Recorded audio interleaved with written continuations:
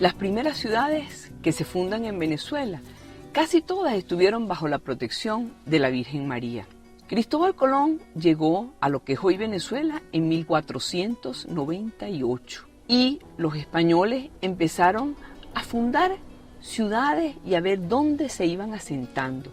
Cristóbal Colón le dio a esta tierra el nombre de Tierra de Gracia. Y es en 1527 cuando se funda la primera ciudad que se conoce como Santa Ana de Coro. Esta ciudad también la llamaban la ciudad raíz de Venezuela o la ciudad mariana y fue fundada el 26 de julio de 1527 por Juan de Ampíes. ¿Ustedes saben qué día es el 26 de julio? Pues 26 de julio es el día de la fiesta de Santa Ana y Santa Ana es la mamá de la Virgen María y por lo tanto es la abuela del niño Jesús. Esta ciudad de Coro está en lo que hoy lo conocemos como la península de Paraguaná, que es una llanura costera que tiene por un lado los médanos de Coro, por otra parte tiene la sierra de Coro y está en el mar Caribe, en un punto equidistante entre La Vela y el Golfete de Coro. Esta ciudad de Santa Ana de Coro, Juan de Ampíes la funda a propósito el día de Santa Ana, el día de la mamá de la Virgen María, para ponerla bajo la protección de la Virgen María. Cuenta con una tradición muy amplia y viene a ser el asentamiento urbano que los españoles conquistadores logran mantener por mucho más tiempo y desde donde se irradia la conquista y la colonización en todo el interior del continente. Coro fue la primera capital de la provincia de Venezuela. Coro fue el primer lugar donde se estableció la sede del obispado, fundado en América del Sur en 1531. En su región surge también el movimiento precursor de la independencia y la reivindicación de las clases dominadas en Venezuela. Coro es la cuna del movimiento federalista venezolano en la época republicana. Coro tiene tanta historia, tiene tanta cultura, está tan bien conservada que en 1993 la UNESCO la nombra como Patrimonio de la Humanidad. Coro se convierte en el primer lugar en Venezuela que tiene este título de Patrimonio de la Humanidad. Otra ciudad que se funda también buscando la protección de la Virgen fue en 1545, una ciudad muy importante que es la ciudad de El Tocuyo. El Tocuyo se funda el 8 de diciembre de 1545, claro está, día de la Inmaculada Concepción de la Virgen María, es decir, el día en que la iglesia celebra que la Virgen nació sin mácula, sin mancha de pecado. Es bien interesante saber que en 1561, en San Cristóbal, el capitán Juan Maldonado funda esta ciudad. Muy pronto, a la ciudad de San Cristóbal, fundada por el capitán Juan Maldonado en 1561, se establecen unas misiones de los padres agustinos.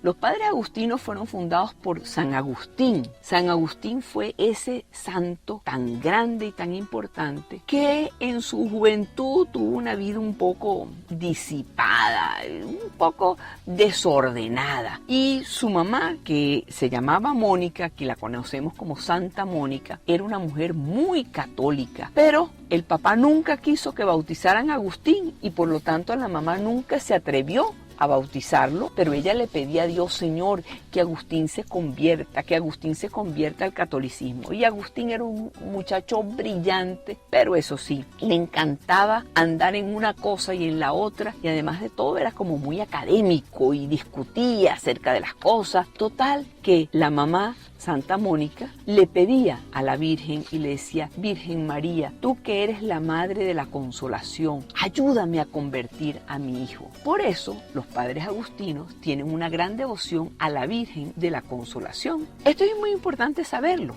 porque el superior de los padres agustinos dispuso que los sacerdotes que habían venido con él, que algunos de ellos tenían que ir a llevar el evangelio a las tribus vecinas, que eran los indios táribas, y puso a 2 de los religiosos a llevar el evangelio a estos indios táribas. Estos 2 sacerdotes se fueron y lo único que llevaban eran sus 2 libros de oraciones que se llaman los breviarios y una pequeña tabla. En esa pequeña tabla estaba dibujada la imagen de la Virgen de la Consolación. excursión y pues iban camino hacia la región donde estaban los indios, pero tenían que pasar por el río Torbes y encontraron que era un río que tenía muchísima agua, un río muy acaudalado y muy peligroso. Entonces, ¿qué hicieron? Amarraron la tablita a una caña y la levantaron para cruzar el río, de manera que la tablita no se les mojara y no se les echara a perder, ni tampoco sus breviarios. Lograron atravesar el río Torbes y siguieron su marcha y llegaron al sitio que hoy ocupa la Plaza Bolívar de la ciudad de San Cristóbal. Allí fijaron la caña con la imagen y establecieron que ese iba a ser el centro de sus actividades como predicadores. Por supuesto, la Plaza Bolívar no existía en ese momento, después fue que se construyó. Ellos trabajaron con tanto amor y con tanta dedicación y les trataban de enseñar a los indígenas quién era Dios, quién era Jesús, por qué había venido a salvarnos, que esta acción fue bendecida con muchísimos frutos y la gente empezaba a acercarse y empezaba a escucharlos y empezaban cada vez a asistir más. Entonces, ¿qué hicieron? ¿Qué sucedió? Que empezaron a construir ahí una ermita y ahí celebraban la Eucaristía, ahí distribuían los sacramentos, es decir, ahí bautizaban, ahí casaban a la gente, ahí confesaban. Se convirtió en una pequeña capillita que fue creciendo con el tiempo. Y durante ese tiempo fue un tiempo de muchísima paz, muchísima tranquilidad. Pero las tribus vecinas, que eran los indígenas, los Guásimos y los Capachos, no estaban nada contentos con lo que estaba sucediendo y decidieron atacar a los indios táribas. Y estos decidieron huir y salir corriendo. Los misioneros se regresaron corriendo para San Cristóbal y fue una india cristiana que agarró la imagen de la Virgen y se la llevó para su casa y ahí la guardó en su casa. Pero con el tiempo esta imagen fue borrándose y casi desapareció por completo la figurita de la Virgen. Esta señora agarró y en la despensa donde guardaban las mazorcas de maíz, ahí puso la tablita, sí es verdad, en un lugarcito protegido, pero bueno, era la despensa. Con el tiempo siguió la tablita allí, pero casi se borraba por completo. Comienzos del siglo XVII, un señor llamado Juan Ramírez de Andrade, que era un español de Pamplona, fue de visita amistosa a casa de la familia Zamora. Y en casa de esa familia Zamora era donde estaba la despensa, donde estaba la tablita que tenía anteriormente la imagen de la Virgen pintada. Y un día, después del almuerzo, los 3 hijos de la familia Zamora organizaron una partida de bolas criollas. Y en el juego se destrozó una paleta y pues necesitaban un pedazo de madera para sustituir esa paleta y se fueron a la despensa de las mazorcas de maíz a ver si encontraban algún pedazo de madera. Y encontraron una tablita. Pero, sorpresa, era la tabla del cuadro de la Virgen. Pero dijeron, esto es perfecto, se acomoda lo que nosotros necesitamos, vámonos y nos las llevamos. Y trataron de acomodar la tablita, pero óyeme, no la lograban poner. Y trataron una vez, y trataron otra, y no pudieron. Era demasiado resistente. Y además de todo, como que sonaba como que si fuera un tambor, pom, pom, pom. Qué rara esta tabla. En eso la esposa de Zamora salió porque oyó aquel ruido tan espantoso que estaban haciendo y les dice, ¿qué están haciendo? ¿Cómo se les ocurre? Sin esa tabla estaba hace muchos años una imagen de la Virgen y se ha ido desapareciéndola. Ustedes no pueden tocar esa tabla. Esa tabla es algo muy especial. Pero de todas maneras, no podemos hacer nada con ella porque no logramos encajarla como la queremos. La señora Zamora agarró su tabla, la trató de limpiar, le dijo, ay, Virgencita, discúlpanos, pero bueno, ya no te ves para nada. Pero estos muchachos no saben, disculpa a estos muchachos. Y volvió a abrir la despensa y a meter la tablita en el lugar donde estaba y donde tenía años ahí en la despensa. Pues no habían transcurrido 3 o 4 horas cuando de repente la despensa empezó a arder en unos resplandores que la gente ni sabía. Entonces pensaron, se está quemando la despensa, se está quemando. Y salieron corriendo para ver si apagaban el fuego que había en la despensa. Y cuando abren la puerta, ¿qué se encuentran? Que el resplandor era algo muy diferente, porque el resplandor salía de la tablita, de esa tablita donde hacía muchísimos años había estado la imagen de la Virgen. Pero ahora, cuando ellos abren y ven aquel destello, empiezan a ver que la imagen de la Virgen se estaba haciendo cada vez más nítida, cada vez más clara. Y se dieron cuenta de que estaba ahí perfecta la imagen de la Virgen. Salieron corriendo, le avisaron al cura de San Cristóbal y este cura de San Cristóbal vino corriendo en compañía de una cantidad de gente a ver la obra maravillosa que había sucedido. Por supuesto, él tomó la imagen, tomó la tablita y se la llevó para la iglesia. Muchos años después, el obispo Alejandro Fernández Feo llevó la petición al Papa Juan XXIII para que coronara a la Virgen. Y el Papa Juan XXIII dio la autorización y el permiso, y fue así como el 9 de noviembre de 1959 se le otorgó, que se llama un breve pontificio, en el cual se otorgaba la gracia de que en virtud de su autoridad, el Papa, la insigne imagen de la bienaventurada Virgen María, llamada comúnmente Nuestra Señora de la Consolación, fuera coronada con una corona de oro. Este acto tuvo una trascendencia importantísima y entonces lo prepararon con tiempo, hicieron misiones, enseñaron cuál era el verdadero culto a la Virgen María, explicaron que a la Virgen no se le adora, sino que se le venera. Y esta veneración y este respeto por la Virgen lo llevan hasta el día de hoy toda la gente del Táchira. Ahora, el 12 de marzo de 1967 se cumplió con este deseo de Monseñor Alejandro Fernández Feo. Al día de hoy, hasta un himno a Nuestra Señora de la Consolación de Táriba, y alguna de sus estrofas dice: en Táriba encendiste nuestra primera aurora con tus divinos ojos, oh Madre de la Luz, y entonces fuiste la fiel consoladora, llorando nuestras penas al pie de nuestra cruz. Y fuimos todos tuyos, y para ti un sagrario, en cada pecho andino te consagró la fe, y el corazón del Táchira fue solo un relicario, porque tú eres la reliquia que se venera en él. Y termina diciendo: el Táchira te aclama por Madre y soberana, por ti florezcan siempre la rosa y el laurel, que sea toda tuya la gloria del mañana, lo mismo que fue tuya la gloria del ayer. Qué belleza, ¿no? Este himno se convierte también en una oración y de verdad repetimos, la Virgen de la Consolación fue la primera imagen de la Virgen que se veneró en toda Venezuela. Hay quien dice que ella debió haber sido la patrona de Venezuela. Lo que pasa es que como la Virgen de Coromoto se presentó una serie de años después, pero fue una aparición, entonces el patronazgo se le dio a la Virgen de Coromoto. Pero la primera veneración a la Virgen fue la Virgen de la Consolación, traída por estos padres agustinos. Bueno, llegamos a la ciudad de Caracas. ¿Y la ciudad de Caracas tiene alguna relación con la Virgen?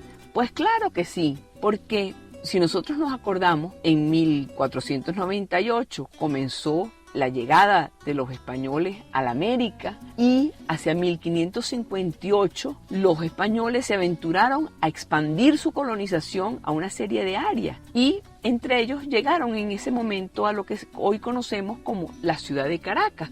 Pero antes de que los españoles llegaran a este territorio, donde hoy conocemos como Caracas, estaba habitado por indios de las etnias de los arawak y los cariña. Y estos se caracterizaban porque eran grandes defensores de la libertad, de sus tradiciones y sobre todo de sus costumbres familiares. El nombre Caracas viene de la tribu que habitaba en uno de los valles costeros contiguos a lo que es hoy el Valle de Caracas. Y en ese tiempo, Francisco Fajardo, que era un colonizador español, sembró el cacao allí. Hizo una gran plantación, pero bueno, esto no pudo permanecer por mucho tiempo porque empezaron las guerras, etc. Pero el capitán español Diego de Lozada funda en este lugar que Francisco Fajardo tenía su hacienda de cacao, funda lo que hoy conocemos como la ciudad de Caracas, pero le pone el nombre de Santiago de León de Caracas. Y el cultivo de cacao se hace aquí cada vez más fuerte y se convirtió verdaderamente en un producto venezolano importantísimo. Del cacao se saca el chocolate y Venezuela es uno de los lugares, y aquí en Caracas esto es uno de los lugares donde se produce el mejor chocolate del mundo. El chocolate que se conoce en Europa, en Estados Unidos, en todas partes. El chocolate venezolano, el chocolate que se producía en Caracas, era de lo mejor que había. Ahora, el nombre de Santiago lo decide Diego de Lozada después de la victoria en la batalla de Maracapana, en recuerdo del día en que los indios Caracas, que eran los indios de la costa, dieron la paz o se rindieron. Y eso ocurrió en julio de 1567. El acto protocolar se hizo el 25 de julio, día de Santiago. ¿Por qué? Porque Santiago era ese apóstol que había seguido a Jesús y que había ido hasta España a llevar el evangelio. Y si nos acordamos, había llevado el evangelio, pero no había logrado gran cosa. Pero España lo nombra como su patrono. Y a este Santiago es a quien la Virgen se le aparece montado sobre una columna, y por eso la conocemos como la Virgen del Pilar, y le dijo que de España iba a salir una gran evangelización al mundo entero.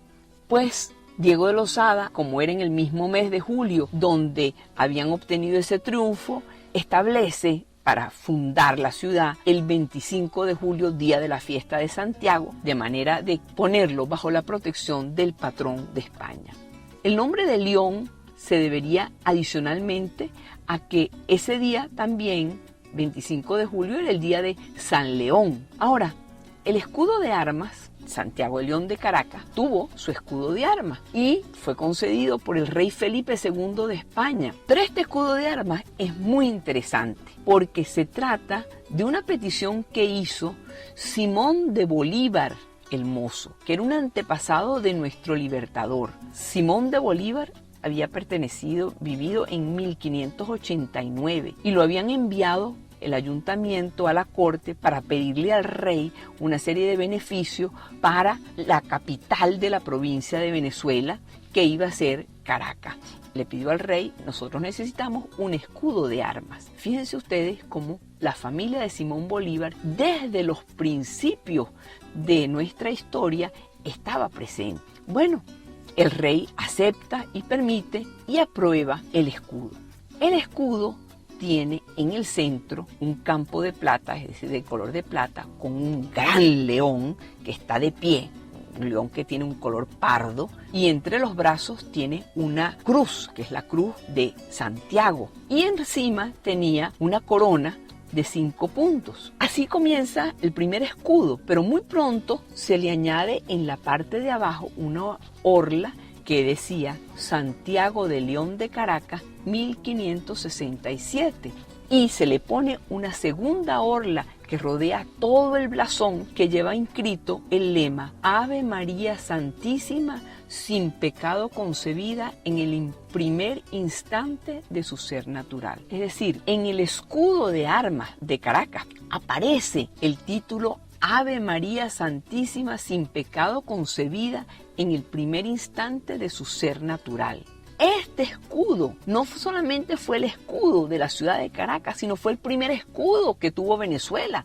Entonces se hizo como el símbolo de todo lo que era la Capitanía General de Venezuela y de la Primera República, y llevaba la invocación a la Virgen María. Es más, varios pintores hicieron pinturas de la Virgen, hicieron pinturas de la ciudad de Caracas y hablaron de la Virgen de Caracas y Nuestra Señora de Caracas. Hay unos cuadros de la escuela de Landaeta, por allá por 1700, en los cuales aparece en la parte superior Dios Padre mirando hacia abajo, rodeado de ángeles, la Virgen María bien grande con el niño Jesús en los brazos, y abajo la ciudad de los techos rojos, los techitos rojos con las casitas. ¿Por qué? Porque Caracas la llamaban la ciudad de los techos rojos, porque todas las tejas eran rojizas y todos los techos de todas las casas tenían esas tejas. Hay otras pinturas también de otras escuelas, ya no de la escuela de Landaeta, sino de otras escuelas, que también representan a la Virgen María en grande, rodeada de ángeles y rodeada de algunos santos,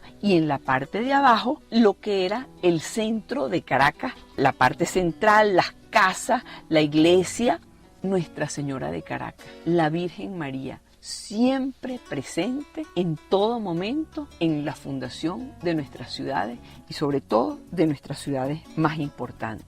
¿Por qué? Porque nosotros sabemos que la fundación de las ciudades es el lugar donde habitan las personas, donde tenemos que vivir en armonía, donde tenemos que vivir en unión. Y esa armonía y esa unión nos los da la paz de estar con Dios, amigos. Y con Dios siempre ganamos.